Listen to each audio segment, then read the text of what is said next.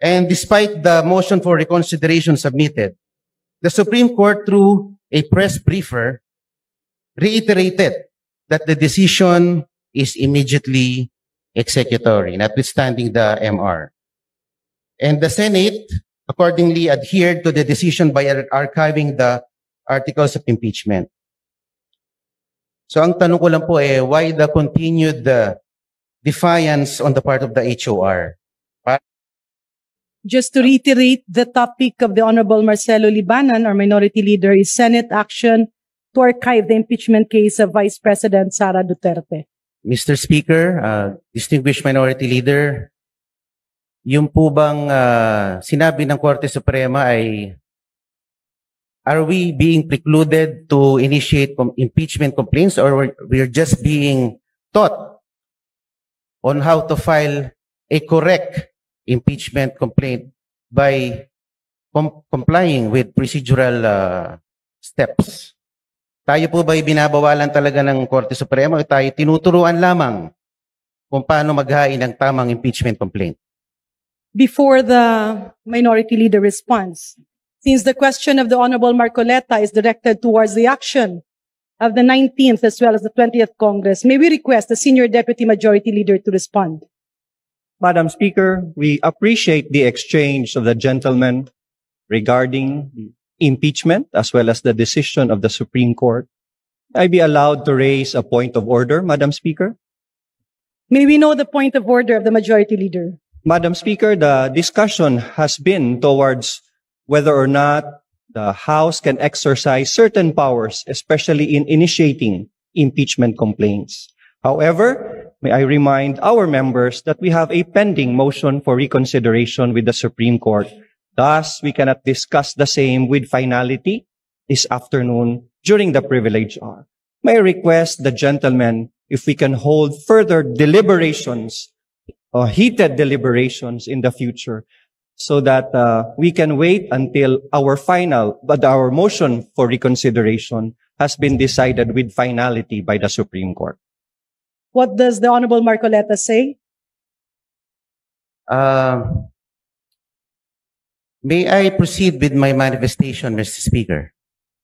Madam Majority Speaker, Leader. can we let the Honorable Marcoleta finish his manifestation before we proceed to the next speaker to avail of the privilege hour? Thank you, Madam Speaker. Majority Leader, I believe the Honorable Libanan as well as the other members of the House are actually, we have 22 members listed for the privilege hour. That's right, Madam Speaker. So I believe a manifestation can be taken up at the appropriate time once the privilege hour has been closed.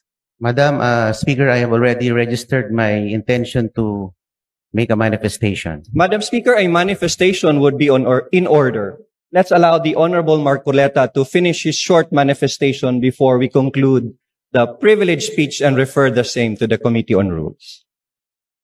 The Majority Leader's request is hereby granted. Thank you, Mr. Speaker. Sa pagtatapos po ng 2024, sinabi po ng ating mahal na Pangulo na ang impeachment ay hindi importante. Sabi niya, this does not make any difference to any single Filipino life. So why waste time on it? And despite the admonition of the President, the House, through one-third vote, transmitted the articles of impeachment to the Senate. Why didn't we heed the call of the President? Why did the HOR defy the President's pronouncement? Gusto ko lang pong malaman kung bakit ganon. Parang hindi natin sinusunod ang mga pahayag ng ating Pangulo. Before the Honorable please proceed. Opo. At nung July 25, the Supreme Court, sabi nga nila, inilang dineklara ng articles of impeachment ay unconstitutional at void ab initio. At pagkatapos nun ay nakarinig tayo ng mga pahayag mula sa House members na tila baga tinatakot ang ating mga maestrado na pwede kayong ma-impeach din tulad ng Vice President. And despite the motion for reconsideration submitted, the Supreme Court, through a press briefer, reiterated that the decision is immediately executory, notwithstanding the MR. And the Senate accordingly adhered to the decision by archiving the articles of impeachment. So ang tanong ko lang po why the continued defiance on the part of the HOR? Parang tayo po ay tila nagmamatigas. Samantalang ang Korte Suprema at ang ating co-equal body ng Senado ay tumalima na sa sinabi ng ating Korte Suprema. Alam naman po natin that the Supreme Court is the final arbiter on all disputes and controversies pertaining to constitutional issues. And the decisions released by the Supreme Court form part of our legal framework, form part of our legal system sa ating bansa. Dapat po nating galangin ang ating co-equal branch. Sinabi din po ng Pangulo sa isa sa kanyang mga panayam at huli-huli sa kanyang SONA na ang Pilipino ay sawa na sa sobrang pamumulitika. So, buti pa ang ating Pangulo aware dito. At siyempre, kamakailan ay meron pong ibinalita na meron na naman pong Quadcom version 2.0. Alam naman po natin ang Quadcom ay nagagamit bilang political persecution more than a tool for legislation. At pinakita pa nga po ng Quadcom sa kanilang performance last year that it assumed judicial and prosecutorial roles, which is beyond the ambit of its legislative function. Mr. Speaker, the continued defiance of the House of Representatives has been truly remarkable. Sana naman po ay baguhin na natin ang ating estratehiya. Sa akin lang naman po. Dahil ako'y miyembro ng 20th Congress, bakit hindi po natin baguhin or reassess ang ating strategies? Kaysa bumabakbak tayo ng bumabakbak ng ating political adversaries.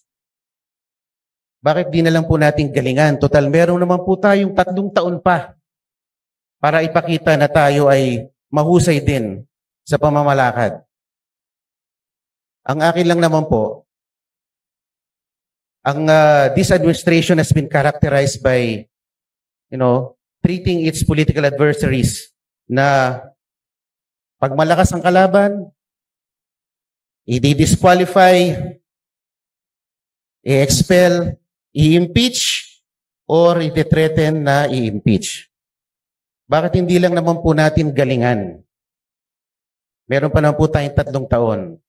Baka sakali, matalo natin si VP Sara sa 2028. Maraming salamat po. Madam Speaker, there being no other Madam member Speaker. who wishes to interpolate, I Still move... my time, Mr. Speaker.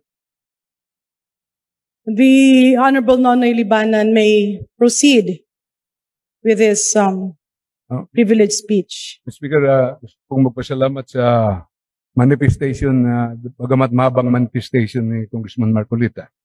Pero yung sinabi po niya na may defiance ang House, parang narinig ko na may defiance ang House sa Supreme Court ruling. I beg to disagree, Honorable Marcolita, with that statement. Wala pong defiance ang House of Representatives. May motion for reconsideration po tayo. At kung sakali, I don't think ang House ay hindi susunod kung final and executory na ang ruling ng Supreme Court. Pero may oras pa tayo. At ito, ang chamber na ito ay ang precise venue to air our grievances. We represent all the people here, especially we in the minority. Ito yung mga bagay na dapat ilabas po natin dito. Because this is our constitutional duty. Obligasyon natin proteksyonan ang ating duties and obligations. As a House, obligasyon po natin palakasin ang House of Representatives dahil ito po isa sa matibay na pagbalansin ng power. Kung sobrang tapang ang Supreme Court, sobrang tapang ang Executive at mahina ang House, palagay niyo po ba tatayo ang ating bansa?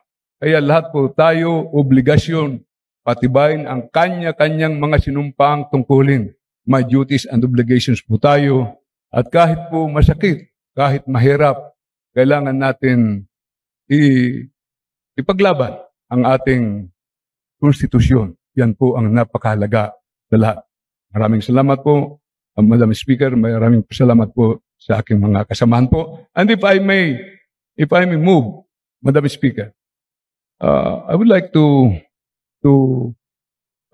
erase from the record the statement of the Honorable Marcoleta that defiance of the House of Representatives. Hindi po tayo nag-defy. So move, Madam Speaker.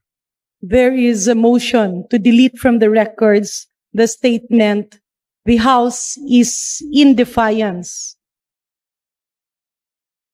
Do I hear that right, Minority Leader? So any attribution to the statement of the Honorable Marcoleta stating that the House is in defiance of the Supreme Court ruling is hereby deleted. Majority Leader. Mr. Speaker, I am amenable to substitute the word defiance if the body will so allow. With the permission of the Majority Leader, Mr. Speaker. the It was my time. He was only availing of my time. yes.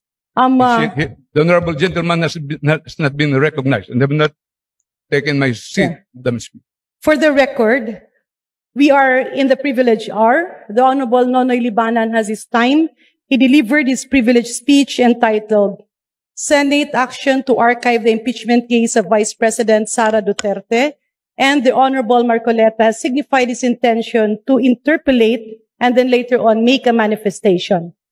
There has been a motion from the Honorable Minority Leader that statements attributing to words such as defiance be deleted from the records.